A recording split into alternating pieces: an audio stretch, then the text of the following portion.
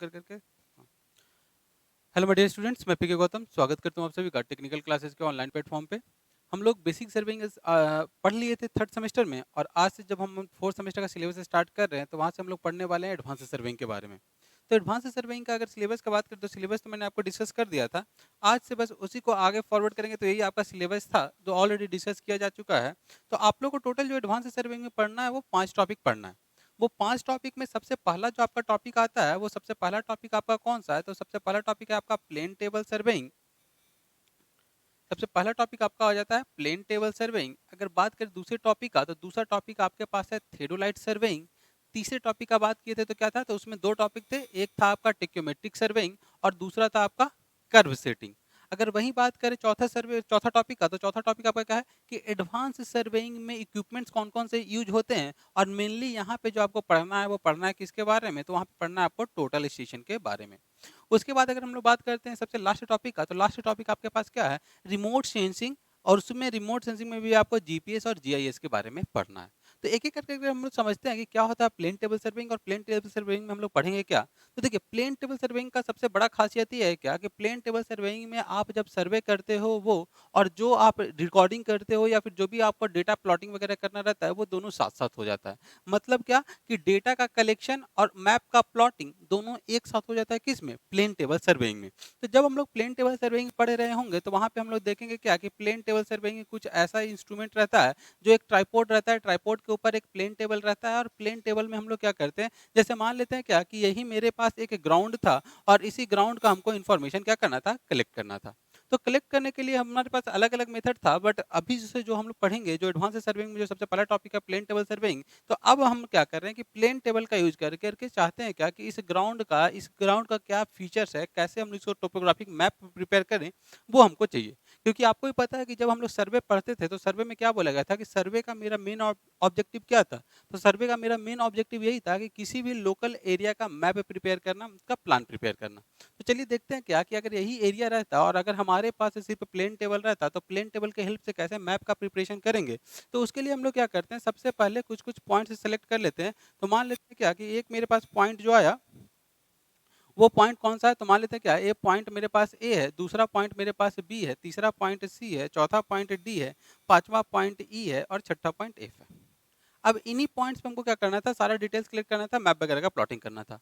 तो सबसे पहले हम लोग क्या करते हैं कि यहाँ पे प्लेन टेबल को रखते हैं, और प्लेन टेबल को रखने के बाद अब हम लोग क्या करते हैं कि प्लेन टेबल जब हम लोग पढ़ेंगे तो उसमें हम लोग बात करेंगे कि एक हमारे पास इंस्ट्रूमेंट होता है जिसको हम लोग बोल देते हैं एलिडेट। तो यहाँ पे एलिडेट रखते हैं। एलिडेट कुछ आपका ऐसा रहता है, एक साइड वेन यहाँ पे रहता है और एक ऑब्जेक्टिव वेन रहता है। एक साइड में आपका क्रॉस हेयर रहता है और दूसरे साइड में आपका क्या रहता है, एक स्लिट रहता है।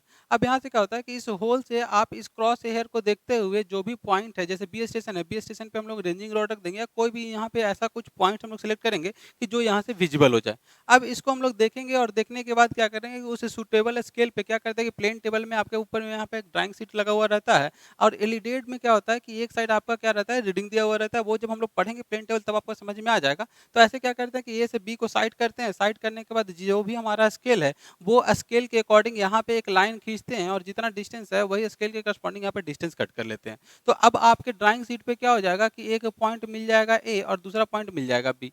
अगेन हम अपना जो प्लेन टेबल है, प्लेन टेबल को उठा करके बी स्टेशन पे रखेंगे। तो बी स्टेशन पे जब रख करके इसका सेटिंग वगैरह करेंगे कि कैसे इसको जो सेटिंग करने का मेरा मेथड है कि लेवलिंग करेंगे, लेवलिंग करने के बाद सेंटरिंग करेंगे, सेंटरिंग करने के बाद इसका ओरिएंटेशन करेंगे। तो ये सारे पॉइंट्स करने के बाद अभी आपके पास क्या रहेगा, ये ऑलरेडी एक लाइन खींचा हुआ रहेगा ए और बी। तो हम लोग ऐसा कोशिश करेंगे कि बी पॉइंट जो मेरा है वो ग्राउंड के बी पॉइंट के ऊपर में आ जाए। इसी चीज को हम लोग बोल रहे हैं सेंटरिंग। तो सेंटरिंग करने के बाद अगेन फिर क्या करेंगे, सी को साइड करेंगे। तो सी को साइड करने के बाद एक और लाइन आपको मिल जाएगा। तो ऐसे करते करते आप क्या कीजिएगा कि पूरे के पूरे एरिया का सर्वे कर लीजिएगा। यही हमारा क्या है, प्लेन टेबल सर्वेइंग है। अब प्लेन टेबल सर्वेइंग के बाद जो दूसरा टॉपिक आपको पढ़ना है वो पढ़ना है क्या, तो थेडोलाइट सर्वेइंग के बारे में। तो थेडोलाइट सर्वेइंग के बारे में क्या बोला जा रहा है, तो थेडोलाइट आपका ऐसा इंस्ट्रूमेंट है जो हॉरिजॉन्टल एंगल और वर्टिकल एंगल दोनों को मेजर करता है। तो हॉरिजॉन्टल एंगल सबसे पहले हम लोग अगर बात करें, तो सबसे पहले अगर हॉरिजॉन्टल एंगल सिर्फ मैं आपसे पूछता कि हॉरिजॉन्टल एंगल हम लोग किससे मेजर करते हैं, तो आप बोलिएगा कि सर हमारे पास जो कंपास होता था, सर्कुलर कंपास होता था, जिसको हम लोग सर्वेयर कंपास या प्रिज्मेटिक कंपास बोलते थे। तो उस कंपास के हेल्प से हम लोग क्या करते थे, हॉरिजॉन्टल एंगल का मेजरमेंट करते थे।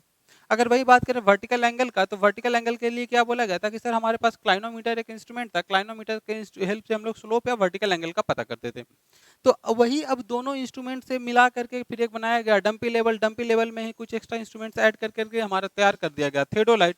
तो वही बोला जा रहा है क्या कि थियोडोलाइट से हम लोग क्या करेंगे कि हॉरिजॉन्टल एंगल वर्टिकल एंगल दोनों मेजरमेंट करेंगे। अब जैसे मान लेते हैं क्या कि थियोडोलाइट में एक लोअर प्लेट होता है, एक अपर प्लेट होता है।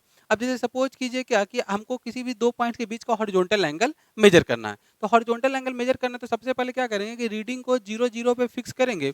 और एक बार जब रीडिंग 0 0 पे मेरा फिक्स हो जाएगा तो फिक्स करने के बाद क्या करेंगे, जैसे मान लेते हैं क्या कि अभी हमको देखना था एक कॉलम इधर एसो और दूसरा कॉलम इधर एसो, इन दोनों के बीच का एंगल निकालना था।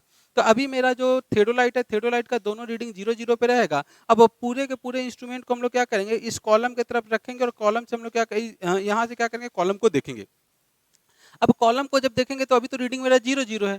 अब नीचे वाला जो लोअर प्लेट है, लोअर प्लेट को हम लोग क्लैंप रहता है, स्क्रू रहता है, स्क्रू से इसको टाइट कर देंगे।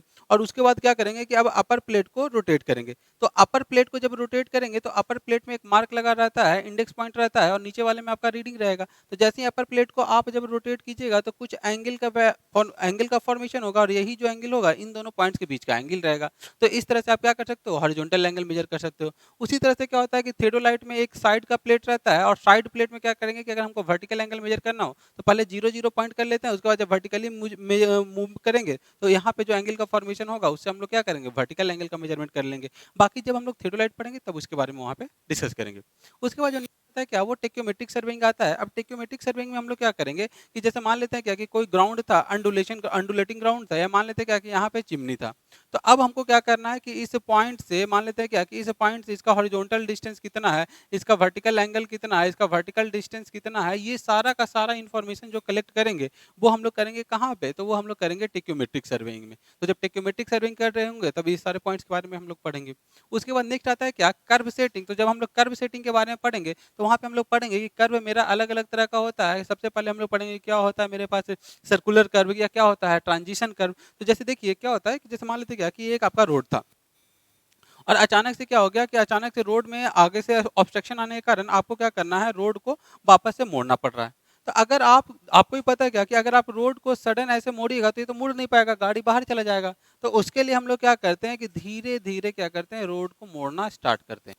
अब ये जो आपका क्या बोला जा रहा है कि ये स्ट्रेट रोड से आप धीरे धीरे एक सर्कुलर कर्व की तरफ आ रहे हो, तो इसके लिए जो कर्व प्रोवाइड करते हैं उसको हम लोग बोल देते हैं ट्रांजिशन कर्व। अब ऐसा क्यों करते हैं वो समझिएगा कि अगर आपके पास एक स्ट्रेट लाइन है तो आपको पता है क्या कि स्ट्रेट लाइन का जो रेडियस होता है वो कितना होता है, वो इनफाइनाइट होता है। और जब हम लोग बात कर रहे हैं किसी सर्कुलर कर्व का, तो कोई सर्किल है तो सर्किल का तो कोई ना कोई एक फाइनाइट रेडियस रहा होगा। तो मान लेते हैं क्या कि इसका रेडियस आर है। तो आप लोग जब फिजिक्स पढ़े थे तो फिजिक्स में आपने एक चीज पढ़ा होगा जिसको हम लोग बोल देते हैं क्या, सेंट्रीफ्यूगल फोर्स। और सेंट्रीफ्यूगल फोर्स का वैल्यू क्या होता है, तो M B square by R. क्या बोला जा रहा है कि जो सेंट्रीफ्यूगल फोर्स होता है उसका वैल्यू कितना बताया गया था, M B square by R. तो यहाँ से आप क्या देखिएगा कि जैसे जैसे आर का वैल्यू बढ़ता जाएगा वैसे वैसे सेंट्रीफ्यूगल फोर्स का वैल्यू क्या होता है, कम होते जाएगा। अगर वही आर आर का वैल्यू जैसे जैसे कमता जाएगा, सेंट्रीफ्यूगल फोर्स का वैल्यू क्या होता जाएगा, बढ़ता जाएगा। तो यहाँ पे आर का वैल्यू इनफाइनाइट था, तो आर का वैल्यू इनफाइनाइट है मतलब centrifugal force value straight line पे 0 था। मतलब स्ट्रेट लाइन पे आप चल रहे थे तब तक कोई आपको जर्क नहीं लग रहा था। लेकिन जैसे ही आप सर्कुलर कर्व पे आइएगा तो एक फाइनाइट रेडियस आने के कारण एक सेंट्रीफ्यूगल फोर्स यहाँ पे एक्ट करने लग जाएगा, तो जिसके कारण आपको दिक्कत हो जाएगा। तो वो सडन जर्क ना लगे उसके लिए हम लोग यहाँ पे एक ट्रांजिशन कर्व प्रोवाइड करते हैं। अब ट्रांजिशन कर्व में क्या होगा, तो ट्रांजिशन कर्व में क्या होगा कि यहाँ पे आपका रेडियस इनफाइनाइट रहेगा, धीरे धीरे कम करते करते जो मेरा सर्कुलर कर्व का रेडियस आर था वहां तक हम लोग उसके वैल्यू को लेकर के आते हैं। बाकी इसके डिटेल में हम लोग कब पढ़ेंगे, जब कर्व पढ़ रहे होंगे तब। उसके बाद हम लोग क्या देखेंगे, तो इसमें हम लोग देखेंगे क्या कि जो कर्व मेरा होता है वो कर्व दो तरह का होता है। एक को हम लोग बोल देंगे क्या, वर्टिकल कर्व, और एक मतलब एक हो जाएगा मेरा हॉरिजॉन्टल कर्व, एक हो जाएगा वर्टिकल कर्व। अब फिर से वर्टिकल कर्व के में हम लोग क्या पढ़ेंगे कि वर्टिकल कर्व मेरा दो तरह का होगा। एक को बोल देंगे वैली कर्व, एक को हम लोग बोल देंगे एक को हम लोग बोल देंगे समिट कर्व और दूसरे को हम लोग बोल देंगे वैली कर्व। तो क्या होगा समिट कर्व, क्या होगा वैली कर्व, कैसे हम लोग इसको सेटिंग आउट करेंगे, क्या क्या कौन कौन सा मेथड होता है सेटिंग आउट करने का, तो ये सब कुछ हम लोग पढ़ेंगे कब, जब कर्व पढ़ रहे होंगे तब। कर्व के बाद नेक्स्ट आता है क्या, एडवांस सर्वेइंग इक्विपमेंट, कि जो अब हम लोग एडवांस सर्वेइंग पढ़ रहे हैं, तो एडवांस सर्वेइंग पढ़ने के लिए या फिर अभी जब आप फील्ड में जाइएगा तो कौन से इंस्ट्रूमेंट आपको यूज करना होगा, कैसे वो वर्क करेगा, तो इसके बारे में ही हमको पढ़ना है किस में, एडवांस सर्वेइंग में। तो जब एडवांस सर्वेइंग में इंस्ट्रूमेंट का बात करते हैं तो इसमें जो मेन इंस्ट्रूमेंट आ जाता है उसको हम लोग बोल देते हैं टोटल स्टेशन। तो इसमें आपको यही पढ़ना है कि टोटल स्टेशन में कौन कौन सा उसका पार्ट होता है, कौन कौन सा एसेसरीज होता है या उसको कैसे यूज करते हैं, तो ये सब के बारे में, कैसे उससे डेटा का हम लोग डेटा का कलेक्शन करेंगे, कैसे उसमें डेटा हम लोग सेव करते हैं, कैसे उसके हेल्प से मैप वगैरह प्लॉट करेंगे, तो ये सारा कुछ हम लोग पढ़ेंगे किस में, जब एडवांस सर्वेइंग इंस्ट्रूमेंट के या इक्विपमेंट के बारे में पढ़ रहे होंगे तब। उसके बाद जो नेक्स्ट आता है उसको हम लोग बोल देते हैं क्या, रिमोट सेंसिंग, जिसमें हम लोग जीपीएस और जीआईएस के बारे में पढ़ते हैं। अब जीपीएस और जीआईएस क्या होता है आप सबको पता है क्या, कि जैसे जीपीएस के आप मैप वगैरह यूज करते हो, तो मैप वगैरह यूज करते हो तो वो कैसे करते हो, तो जीपीएस की हेल्प से हम लोग करते हैं। तो इसी में हम लोग पढ़ेंगे क्या, कि जीपीएस कैसे वर्क करता है। जीपीएस में हम लोग देखेंगे कि आगे कोई भी, जैसे मान लेते हैं कि फोन ही है, तो फोन में हम लोग क्या करते हैं कि यहाँ से जब जीपीएस का मैप ओपन करते हैं तो आपको पता चल जाता है कि यहाँ से आपको अगर कहीं जाना है, जैसे मान लीजिए पटना हमको पॉलिटेक्निक कॉलेज जाना है, तो पॉलिटेक्निक कॉलेज का मैप दिखा देगा। तो वो कैसे डिस्टेंस पता कर पा रहे हैं बिना हम लोग वहाँ पे पहुंचे हुए, ये सारा इन्फॉर्मेशन हम लोग पढ़ेंगे जब रिमोट सेंसिंग पढ़ रहे होंगे तब। तो ऐसे सब बस इतना समझ लिए कि रिमोट सेंसिंग क्या है, तो रिमोट मतलब होता है क्या, रिमोट मतलब होता है दूर, और सेंसिंग मतलब क्या होता है, उसको सेंस करना, उसके बारे में इंफॉर्मेशन कलेक्ट करना। सिंपल ऐसा समझ लीजिए कि कोई भी ऑब्जेक्ट जो आपसे दूर है, तो बिना उसको फिजिकली टच किए हुए कैसे उसके बारे में इंफॉर्मेशन को हम लोग कलेक्ट कर लेंगे, वही चीज क्या कहलाता है, रिमोट सेंसिंग कहलाता है। बेसिक आपको समझना है तो सिंपल, अगर सबसे पहला अगर हम लोग बात करते हैं रिमोट सेंसिंग इंस्ट्रूमेंट का, तो आपका एक जो आपका आंख है वो भी एक रिमोट सेंसिंग इंस्ट्रूमेंट है, क्योंकि वो सामने में क्या हो रहा है बिना आप उसको टच किए हुए फिर भी आप सारा का सारा इन्फॉर्मेशन कलेक्ट कर पा रहे हो with the help of your eyes. तो वही बोला जा रहा है क्या, कि आपका आई भी क्या होता है, तो एक तरह से वो रिमोट सेंसिंग इंस्ट्रूमेंट है। या फिर दूसरा अगर हम लोग बात करें और रिमोट सेंसिंग इंस्ट्रूमेंट का, तो घर में जब आप लोग टीवी देख रहे होते हो तो आपके पास एक रिमोट रहता है। अब रिमोट से क्या करते हैं कि यहाँ पे हम लोग बटन प्रेस करते हैं, बटन प्रेस करने के बाद क्या होता है कि टीवी ऑन हो जाता है, ऑफ हो जाता है, चैनल चेंज हो जाता है। तो आप टीवी को टच करने नहीं गए हो, फिर भी क्या कर रहे हो कि उसको आप ऑपरेट कर पा रहे हो, उसको उसको कंट्रोल कर पा रहे हो, उसके बारे में इंफॉर्मेशन कलेक्ट कर पा रहे हो, तो वही चीज क्या कहलाएगा, रिमोट सेंसिंग कहलाएगा। तो बाकी का डिटेल हम लोग जब रिमोट सेंसिंग पढ़ रहे होंगे तो वहां पे हम लोग डिटेल्स इसके बारे में स्टडी करेंगे। तो ये आपके पास क्या था कि एडवांस सर्वेइंग का एक बेसिक सा नॉलेज था कि हाँ कौन कौन सा टॉपिक है और कैसे कैसे पढ़ना है, कितना क्या पढ़ना है। सो नेक्स्ट क्लास में जब हम लोग मिलेंगे तो वहाँ पे हम लोग पढ़ेंगे प्लेन टेबल सर्वेइंग के बारे में। Thank you.